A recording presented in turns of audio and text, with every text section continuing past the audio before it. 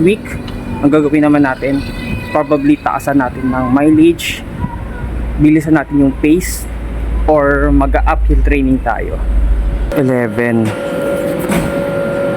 Mas masarap matulog, pero kailangan tumakbo. Wala tayong choice. So this is day 1 of week 2 of our ultra marathon training.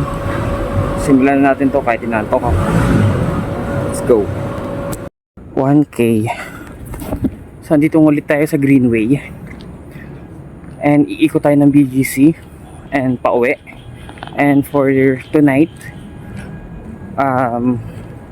increase natin yung mileage, 8K.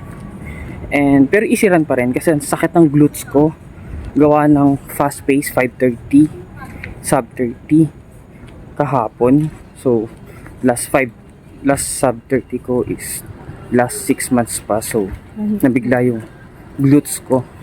Pero isa lang yung way para mawala yon, isang quick easy run. So tapusin natin to dahil inaantok na ako. Let's go.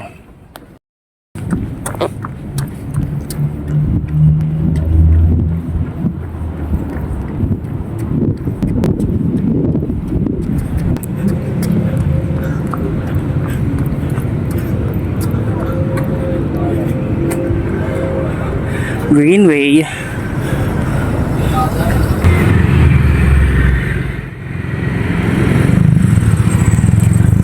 Let's go green walk.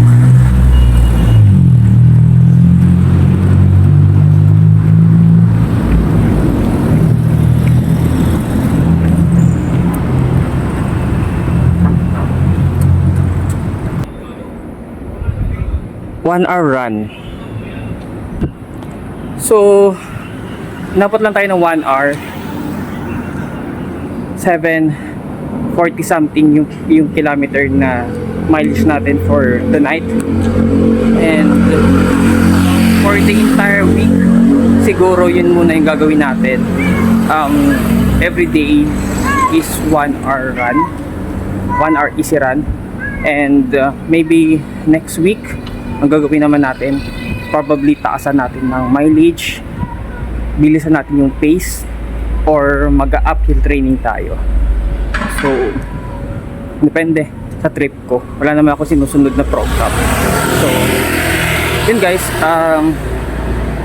for our day 1 week 2 ng ultra training natin, done.